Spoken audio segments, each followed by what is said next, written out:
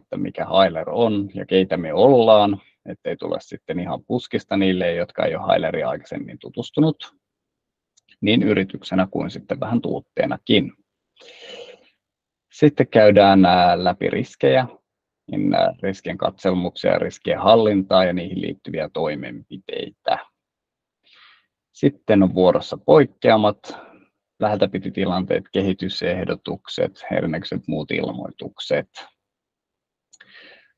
Tähän liittyy myös sitten osittain tapaturmat, eli nämä kaikki on vähän tätä reaktiivista toimintaa ja ilmoittamista. Ja sitten vielä otetaan laite- ja koulutusrekisterit, eli miten voidaan koulutuksiin ilmoittautua, miten voidaan laitteistoa, välineitä hallita ja niiden huoltopyyntöjä. Loppu vielä sitten kysymykset, kommentit, mitä ikinä tulee, ja tietenkin jälkikäteen voidaan myös olla yhteydessä. Hailerin asiakkaat, jotka linjoilla ovat, voi laittaa tietenkin meille aina kysymyksiä ja muuta sitten Hailerin kautta, ja muuten sitten sähköposti, puhelinnumerot toimivat hyvin. Tuossa esityksen lopussa niin tulee vielä nämä yhteystiedot, niin saadaan sitä kautta homma pyörimään. Lyhyesti, eli tässä oli pääpointtina vähän, että katselmoidaan näitä riskejä niin katselmoinnista aina toimenpiteisiin asti. Ja riskiarviointihan on osana päivittäistä toimintaa ja säännöllisesti toteutettava arviointia. Ja niiden tunnistaminen ja arviointi onkin hyvin tärkeää niin erinäköisten sertifiointien mukaan, mutta myös ihan sen liiketoiminnan kannalta. Eli yleensä tapaturmien ja vaaratilanteiden ja muiden tapahtuminen johtuu juuri siitä, että niitä ei ole sitten riittävällä tavalla tunnistettu ja arvioitu. Joten sieltä päästään kohtapuoliin liikkeelle ja tässä alkuun niin otetaan Jaakko ääneen kertomaan hieman sitten Hailerin taustoista. Kiitos Olli. Pidetään ja oikein mukavaa huomenta kaikille.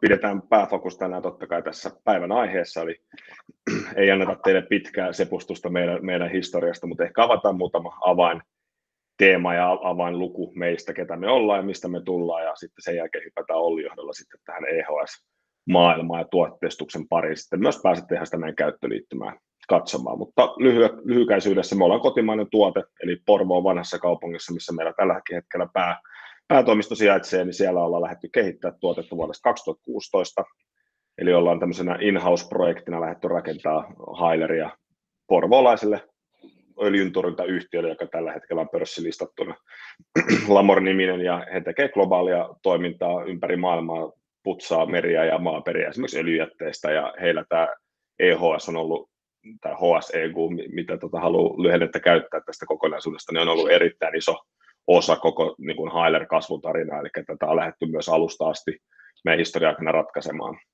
Mutta yleisesti Hailer on matalakoodinen työnohjausjärjestelmä, eli me ollaan päätetty kutsua itseämme työnohjausjärjestelmäksi. Osa meidän asiakkaista sanoo, että Hailer on heille CRM, ja osalle se on työnhallintajärjestelmä, osa tekee sillä tuntikirjauksia, osa käyttää sitä ERP:nä ja niin edespäin. Eli meillä on aika paljon erilaisia tapoja, miten meidän asiakkaat tästä alustasta kutsuu. Mutta ajatus on se, että me ollaan mahdollistettu tällä meidän alustan infralla ja sillä koko alustarakenteella se, että jokainen meidän asiakkaista pystyy helposti ottaa käyttöön erilaisia ratkaisuja ja helposti jatkokehittää myös sitä heidän alustaa siihen omaan käyttöön. Eli moni lähtee pienestä liikkeelle, esimerkiksi tämä on hyvä.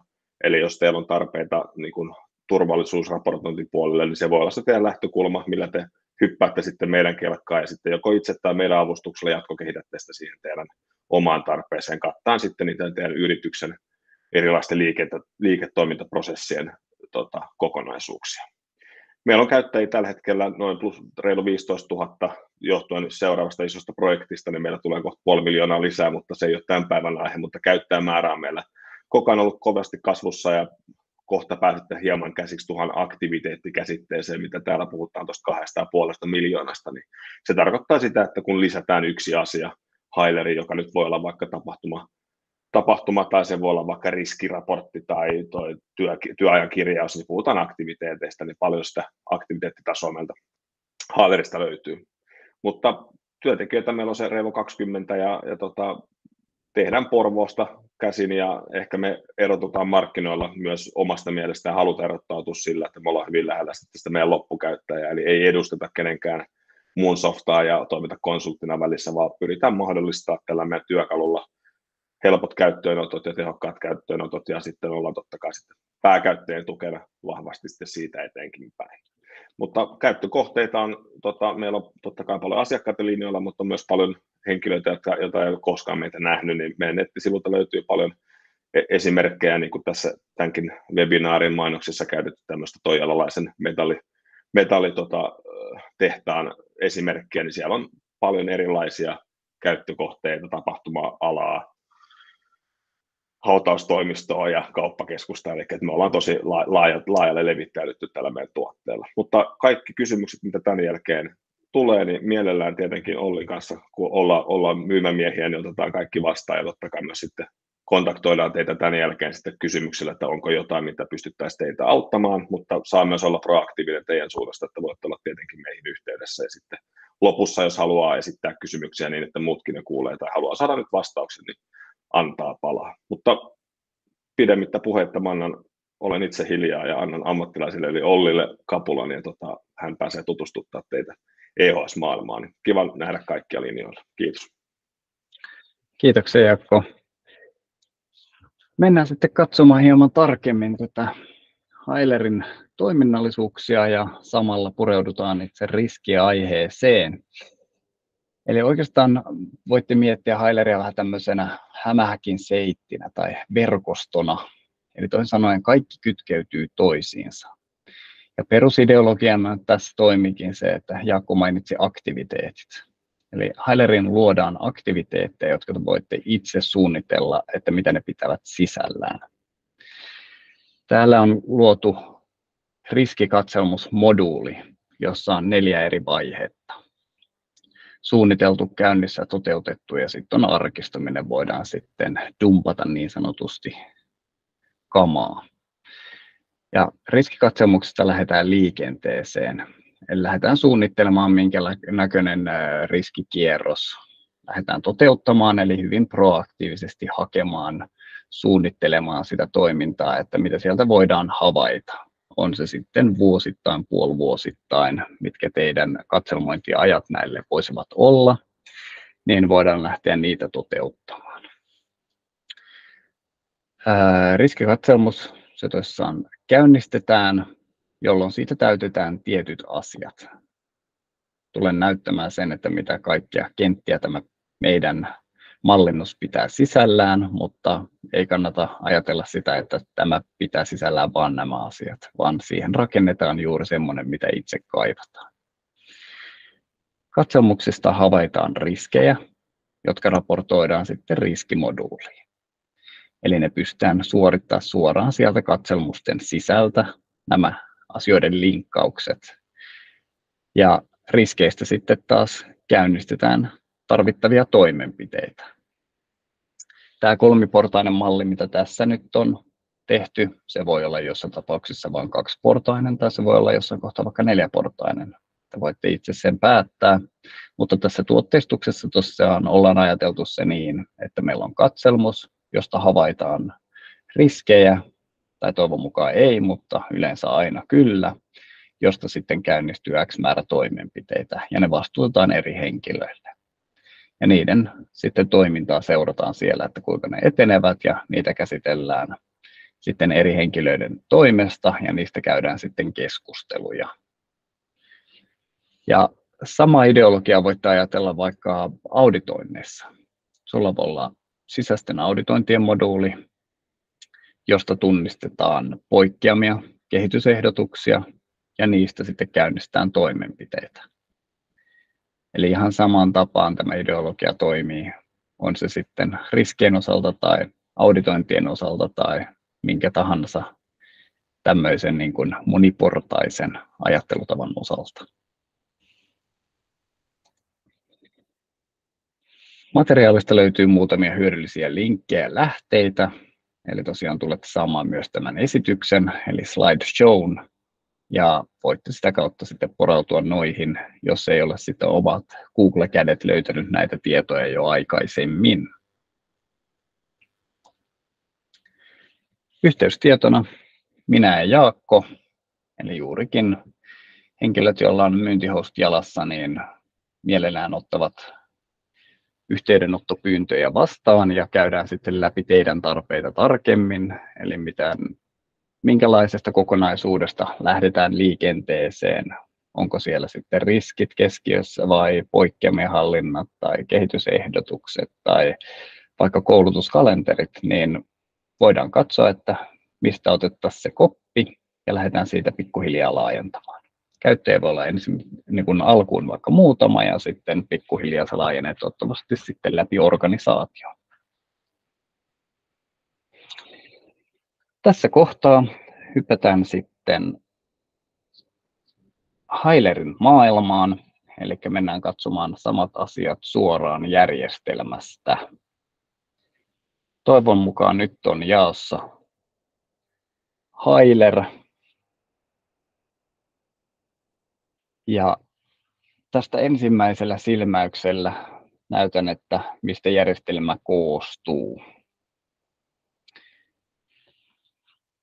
Ja Hailerissa on eri osiot, minkä sisälle tämä kokonaisuus niin sanotusti niputtuu.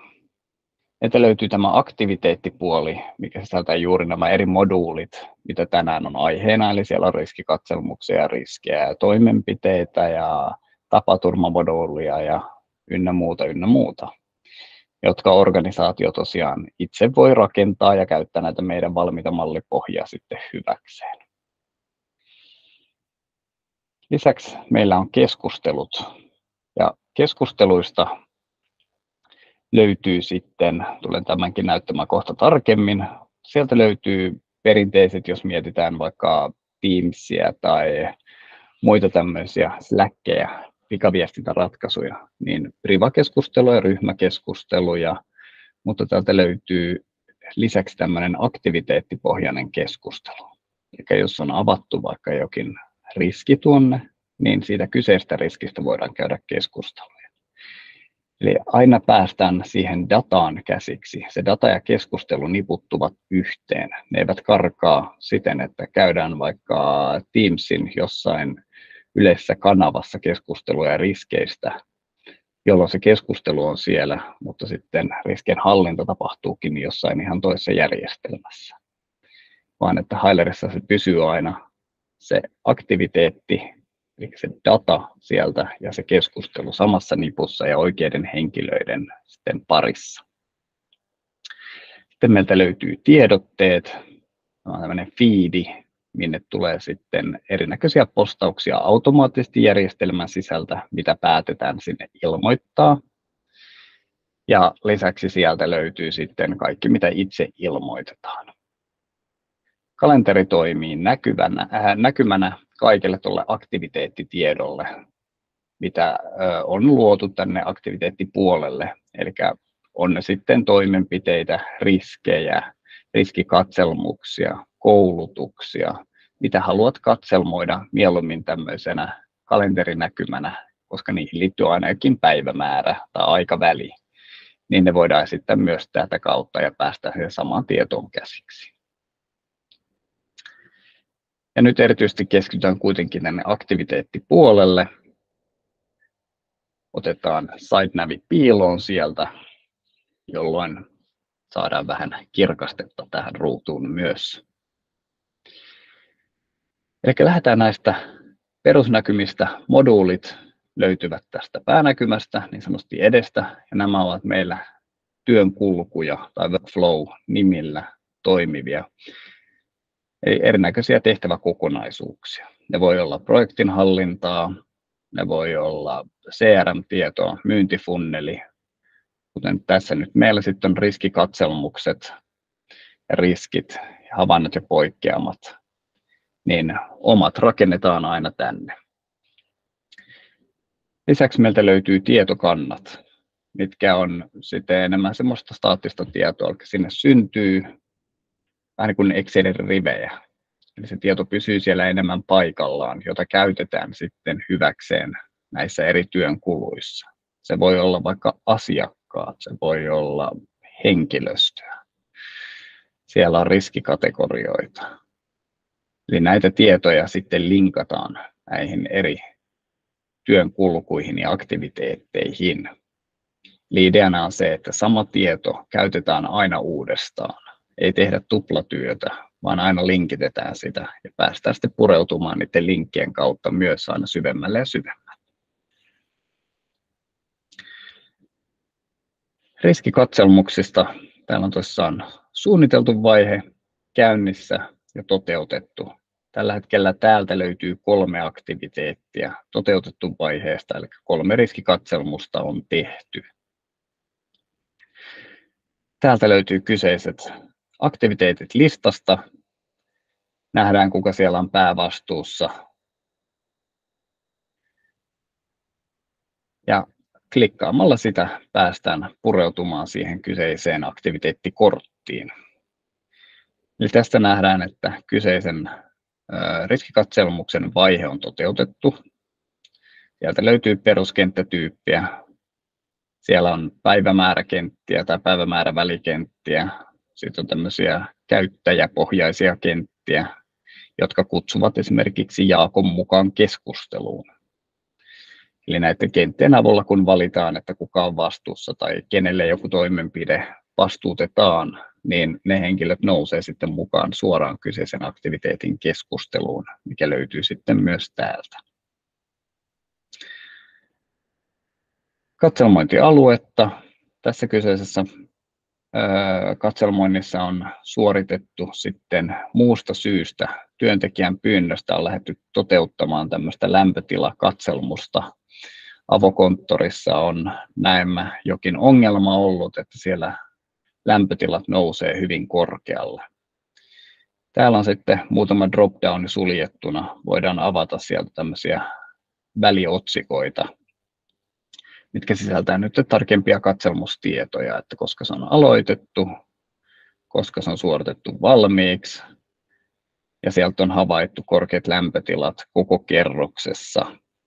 Katselmoinnista kirjattu 1 riski ja ilmoitettu myös, että erillistä seurantaa ei toteuta enää tämän katselmoinnin kautta, vaan se suoritetaan sitten riskikatselmoinnin kautta tai tämän kyseisen riskin kautta.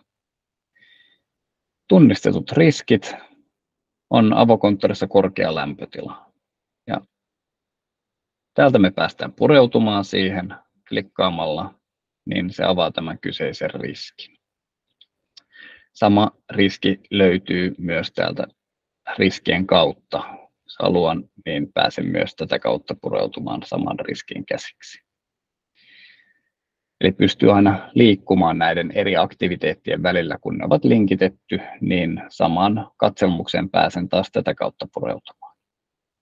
Eli nähdään aina, miten nämä liittyvät toisiinsa. Mutta tämä kyseinen riski on raportoitu, eli avokonttorissa on korkea lämpötila, sille on tullut automaattinen riskitunniste, millä pystyy esimerkiksi suorittamaan hakuja tai viittaamaan. Jos tämän esimerkiksi printtaa ulos, niin tiedetään aina, mihin tämä liittyy. Tosiaan liittyy avokonttorin lämpötilatarkastukseen, koska riski on havaittu, kuka sen on havainnut. Liittyy tämmöiseen vaaratekijään kuin työpaikan lämpötila. Eli nämä vaaratilanteet voidaan tuoda esimerkiksi automaattisesti, kun näitä tietokantoja löytyy täältä meidän julkisen puolen varastoista mukavasti ja vakuutusyhtiöiltä, niin tässäkin esimerkissä me ollaan tuotu valmiiksi nämä riskitekijät tai vaaratilannetekijät tänne järjestelmään pohjaksi, ja niihin ollaan annettu sitten erinäköistä toimenpidetietoa, mikä toimii sitten pohjana työntekijälle, kun näitä käsitellään. Tulen näyttämään sen kohta sitten, miten nämä toimii.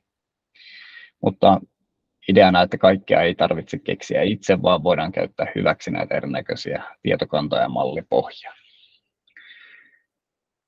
Tässä kuvattuna sitten ihan perustekstikenttään, että kuinka vaarallinen riski nyt on ollut, eli on noussut jopa 30 asteeseen sitten lämpötila. Ja täältä voidaan katsoa sitten, onko jotain tarkempaa keskustelua käyty. Täältä esitetään, eli kyseinen riski on saapunut keskusteluun. Sitten täällä on otettu valokuvaa siitä. Eli on kyllä isot ikkunat ja lämpötila nousee varmasti kyseisessä tilassa. Ja Teemu Tomera on siihen keskusteluun liittynyt ja täällä huudellaan sitten, että voitko Teemu Tomera käydä vielä varmuudeksi ottamassa lämpötilan lukematta aamulta. Eli se keskustelu ja se data löytyy tästä samasta paikasta. Ja nyt jos lähdetään viemään tätä riskiä eteenpäin, eli viedään se käsittelyyn, niin järjestelmä pudottaa tänne lisää kenttiä, mitkä tulee nyt sitten käsitellä. Kysyy, että mikä riskikategoria on kyseessä. No, kyseessä on vahinko- ja turvallisuusriski. Mikä meidän strategia on tälle kyseiselle riskille? No, yritetään vaikka poistamaan. Ja status on tällä hetkellä osittain hallittu. Käsittelijäksi se valitsee nyt henkilön. Laitoin siihen, että valitse henkilö, joka on kirjautuneena sisään. Olen nyt semmoisen kuin Teemu Tomeran tunnuksilla täällä järjestelmässä, jotta minun henkilökohtaiset viestikanavat eivät tukkisi tätä kyseistä webinaaria. Niin pistin sitten Teemu Tomeran tilillä tänne itseni sisälle. Toki voidaan valita, että onko käsittelijänä mieluummin sitten vaikka Jaakko Nieminen. Käsittelyn tavoiteaikataulu. Pistetään se, että se on vaikka huomenna. Ja sitten kysytään todennäköisyyksiä. Eli mikä tämän riskin todennäköisyys on. Ja nämä tiedot tulee nyt vähän niin kuin vinkkinä. Nämä perusteet tulee sieltä vaaratekijän takaa. Eli jos on kyseinen lämpötila-asia, niin se kertoo, että milloin se on epätodennäköinen, eli tapahtuu harvoin, ei viikoittain. Mahdollinen tapahtuu toistuvasti ja todennäköinen jatkuvaa. No, tämä on nyt mahdollinen mielestäni. Ja vaikuttavuus, sama asia. Eli valmiit mallit, voimakasta heikotusta, pahoinvointia ja huimausta kuulostaa just siltä, mikä se on kyseessä. Ja järjestelmä antaa vielä toimenpideehdotuksia, mitä voidaan silloin tehdä.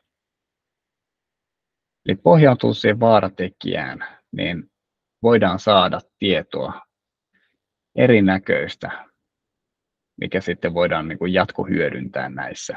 Eli että sun ei tarvitse tietää kaikkea, mitä sun pitää tehdä, vaan järjestelmä voi tarjota sulle sitten pohjana tämmöisiä templateja. Riskiaste lasketaan sieltä, vaikuttavuus, kertaa todennäköisyys. Voi valita itse, että minkälaiseksi tämän haluaa tehdä. Tässä on tehty vaan siten, että onko se sitten keltaisella, punaisella vai vihreällä.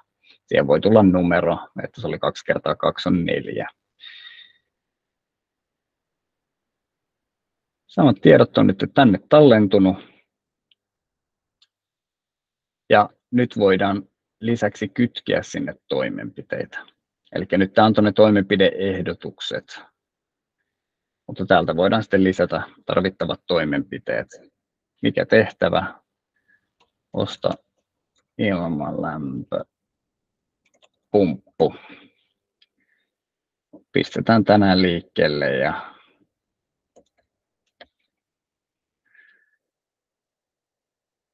yksinkertainen kuvaus. Tarvitaan pumppu 3. kerrokseen. Se linkittyy automaattisesti kyseiseen riskiin, koska sitä kautta lähdin liikenteeseen ja vastuuhenkilöksi pistetään vaikka sieltä tämä Jaakko.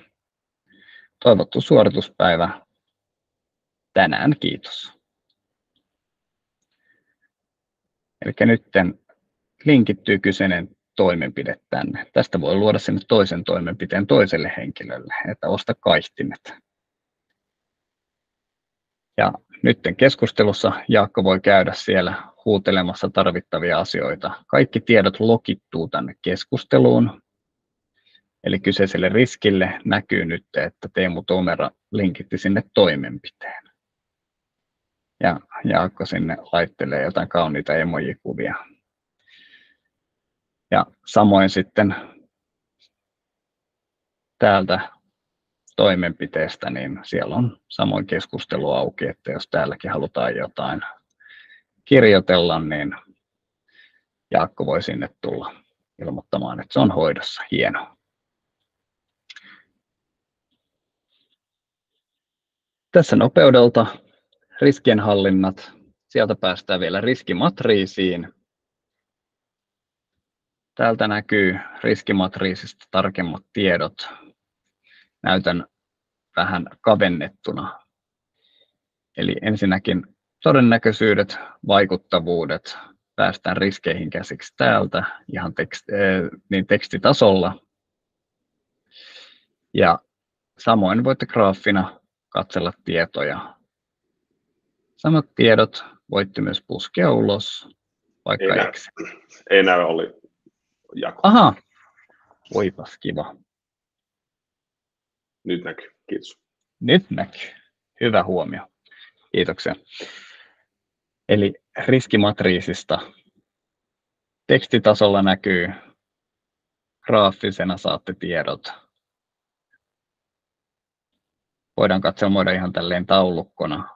Eli täältä voidaan aina klikata, että näytä joko kaikki tai näytä vain joku tietty epätodennäköinen laatikot lattialla. Toisin sanoen tämä hakee kaikki ne tiedot, mitä olemme sinne täyttäneet ja esittää sitä sitten graafisessa muodossa täällä ja erinäköisenä taulukko-pivottina. Ja tiedot voidaan tosiaan sylkästä sitten myös Exceliin.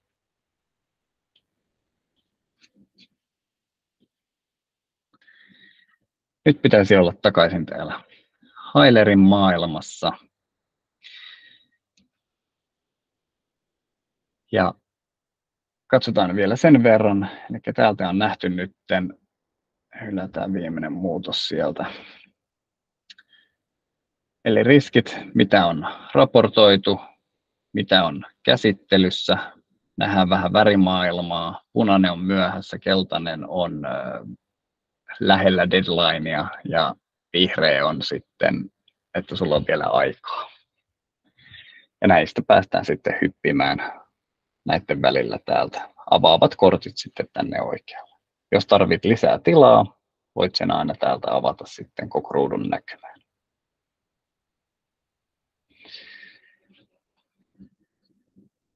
Sitten mennään riskeistä kohti havainnot ja poikkeamat. Tässä on ohjetekstinä, että havainnot, poikkeamat ja kehitysehdotukset. Ideana, eli täältä voidaan raportoida erinäköisiä asioita. Lomake aukeaa samasta paikkaa kuin kaikkialla muuallakin täällä. Voitte aina plusnapista lisätä uuden sisällön. Ja täältä lähtee sitten ilmoittamaan, mikä on kyseessä. Havaintopäivä, mikä tyyppi. Tämä on vaikka poikkeama tai kehitysehdotus tai positiivinen havainto. Nyt valita, minkä tyyppisiä ilmoituksia tätä halutaan tehdä. Kehitysehdotus on webinaarikamerat koppeihin. Olosuhteet. En keksi muuta. Tallennetaan. Nyt on raportoitu uusi kehitysehdotus. Sieltä käydään se poimimassa, eli sieltä voi olla joko automaattisesti se ohjautuu tietylle taholle käsittelyyn. Täältä esimerkiksi meillä on vastuuhenkilönä turvallisuuspäällikkö Jaakko Nieminen tässä ympäristössä, niin Jaakko sitten nappaa tämän kyseisen kehitysehdotuksen ja lähtee viemään sitä kohti käsittelyvaihetta ja kohti sitten valmiiksi. Ja saman tapaan näihin havaintoihin ja poikkeamiin ja muihin, niin liitetään niitä toimenpiteitä. Jälleen kerran saadaan sitä ketjutusta tehtyä. Että sillä ei ole vain yksi henkilö, joka välttämättä vastaa siitä yhdestä asiasta, vaan siellä voi olla sitten isompi tiimi. Ja keskustelut sitten jauhaa siellä kuumana myös. Sieltä löytyy sitten, mitä on jo tällä hetkellä käsittelyssä ja mitä löytyy sitten valmiina. Täältä pystyy aina myös filtteroimaan, jos haluan tietää, että mitkä on vaikka ilmoittajana Olli Houttu, niin se listaa niitä. Tai että missä on vaikka Juhani käsittelijänä. Juhani on näissä 3 käsittelijänä. Niin pystyy sitten myös käyttäjien perusteella katsella nopeasti tuota sisältöä. Toki olet kaikesta saanut itsellesi aina ilmoituksia sekä saada ilmoituksiin. Siellä on minut mainittu tietyssä tehtävässä ja sitten keskustelujen kautta löytyy myös nämä kaikki. Sitten katsotaan vielä tapaturmat. Samankaltaista, eli plussapuolena opit yhden moduulin käytön Hilerissa, opit kaikki. Samalla ideologialla tietynlainen lomake, mikä täytetään.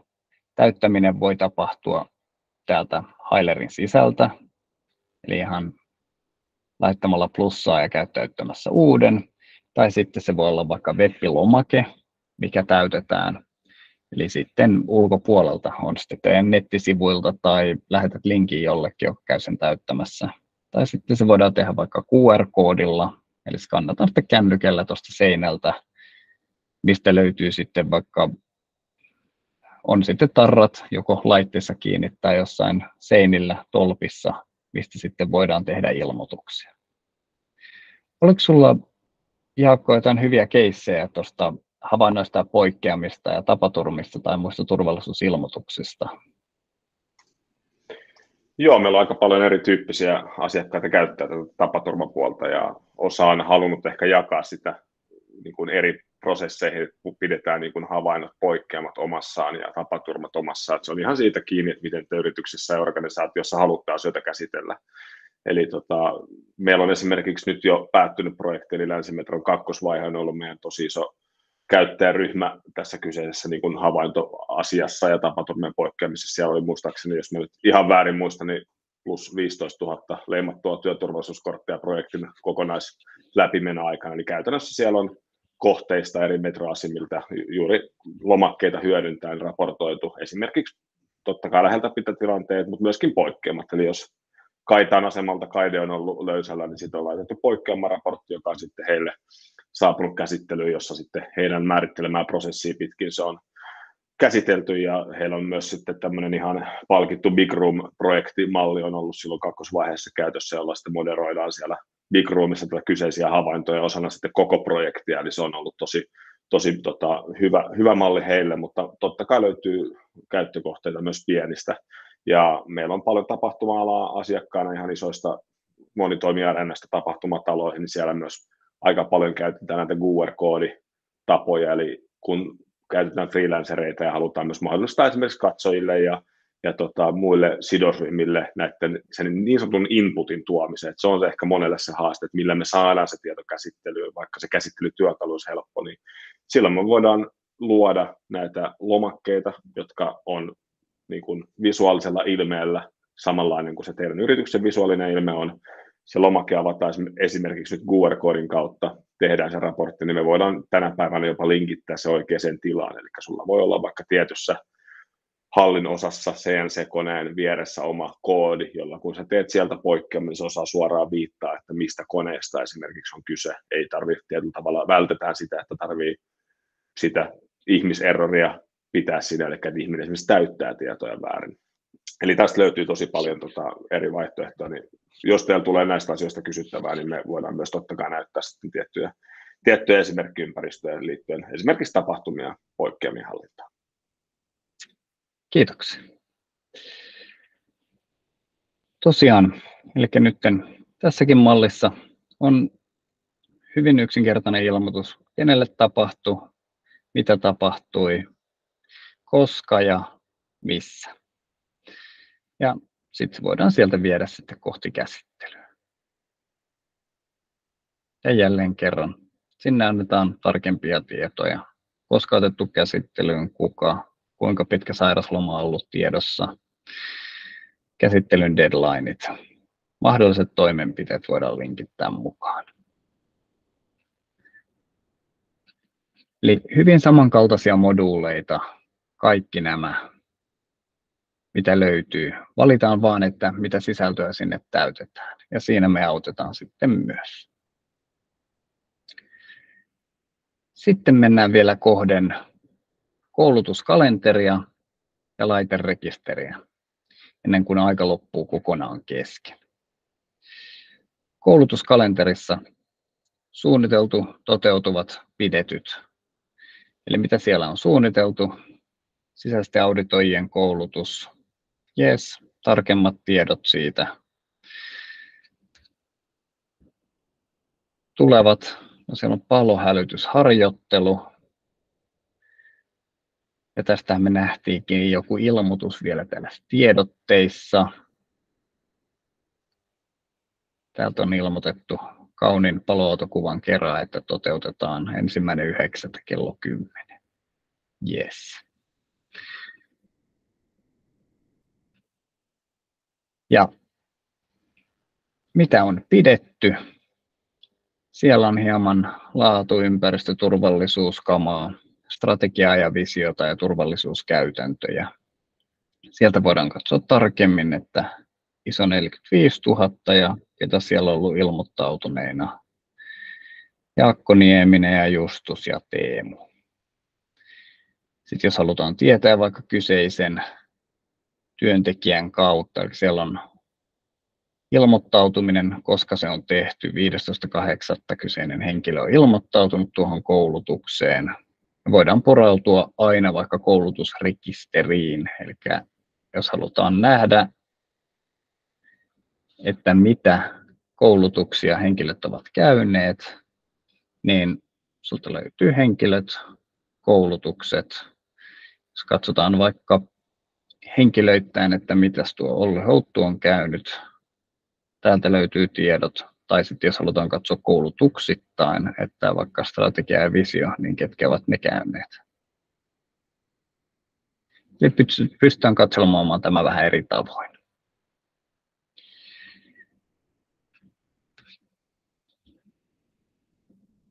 Tosiaan koulutuksia voidaan ilmoittaa, erinäköisiä koulutuksia, eli voidaan suunnitella, toteuttaa niitä täällä ja niihin sitten ilmoittaudutaan mukaan. Tuolla on ilmoittautumislomake, eli tietokannoista löytyy koulutusilmoittautuminen. Sieltä valitaan, luodaan uusi, kuka osallistuu, Jaakko Nieminen, mihin koulutukseen, ISO 14 000 ja koska.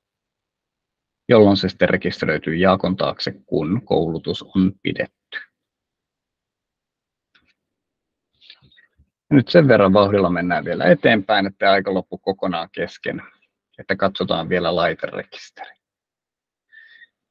Siellä on hankinnat käytössä ja poistettu käytöstä. Ja sitten on laitehuollot. Voidaan valita, mitäs kaikkia laitteita käytetään. Sieltä voidaan antaa erinäköiset kategoriat laitteistolle, tarkemmat kuvaukset, tunnukset ja sitten valitaan minkälaisella huoltosyklillä. Annetaan perustietoja siitä kyseisestä laitteesta ja kun tehdään huoltopyyntöjä, niin laite lukee sekä huoltosykliä että sitä huollon päivämäärää. Tälle ei ole vielä tehty huoltoja, mutta seuraava huolto menee se hankintapäivän mukaan. Koska se on 6 kuukauden välein valittu huoltosykliksi, niin se ilmoittaa suoraan sitten seuraava huollon silloin. Ja nyt jos teen huoltopyynnön tälle kyseiselle laitteelle, eli se linkittyy se laite, kuka sen on tilannut, koska, ja pistän filterit vaihtoon. Nyt sinne on tehty huoltopyyntö ja kyseinen laite sitten odottaa tuolta huoltoa, että ottaa huoltajat sen käyttöön. Ja nyt jos katsotaan, päivitän tämän näkymän, tämä kyseisen laitteen etumerkki muuttui. Eli nyt ihmiset tietävät, että laite on odottamassa huoltoa. Eli saadaan ylläpidettyä sitä, että onko laite huollossa, koska se on huollettava seuraavan kerran. Ja nyt oikeat henkilöt saavat tiedon siitä, että nyt tämä vaatii huoltoa, koska se on huollettu. Eli kun se on tullut valmiiksi, niin tämä huollon tilaaja saa sitä ilmoituksen. Ja kaikki tämä pyörii sitten keskusteluissa. Tänne on syntynyt tämänkin istunnon aikana nyt lisää keskusteluja. Olen tehnyt kehitysehdotuksia, että webinaarikamerat koppeihin ja nyt äskeinen huoltopyyntö ilmestyy myös tänne. Tänne voidaan sitten kutsua uusia ihmisiä keskusteluun mukaan. Eli jos ei tarpeeksi nopeasti sitä napata huoltoon, niin sitten mä voin huudella, että hep. Eli ideana, että keskustelun kautta päästä samaan tietoon käsiksi kuin myös tuolta aktiviteettiosiosta. Eli aina se kortti on täällä myös auki. Jaakko Nieminen siirreskeen, että nyt on huolto käynnissä tästä kyseisestä laitteesta. Mutta nyt pistetään tämä osuus pakettiin. Aika on käytetty ja pistetään tallennus poikki. Harpu laittaa sen tuolta